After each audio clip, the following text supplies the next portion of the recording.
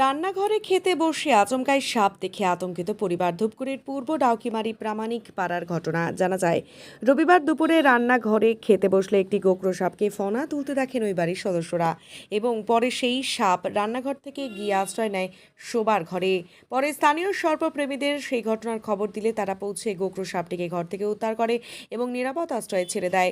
সাপ উদ্ধারের পর আতঙ্কমুক্ত সেই পরিবারের সদস্যরা কি জানিয়েছেন শোনাবো। ওই ঘরে একটা সাপ বাড়িছে, বিষধর সাপ, মানে শোয়ার ঘরেই প্রথমে রান্নাঘরে প্রথমে রান্নাঘরে ছিল।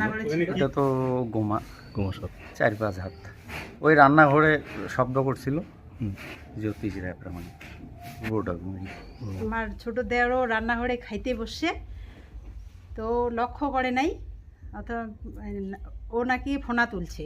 তারপর তো চিল্লায় ঘর থেকে বের হইলো, হওয়ার পরে ডাকতেছে সবাইকে। আমি এসে দেখলাম ওই সুপারির চোকলার উপরে পেঁচায় আছে। তারপরে তো কিছুক্ষণ ওইভাবে ছিল, পরে আরেকবার এসে দেখলাম তাও আছে। আর একটু পরে এসে দেখতেছি না, ও ভিতরে ঢুকে গেছে ঘরের মধ্যে। তারপরে তো খবর দেওয়া হলো।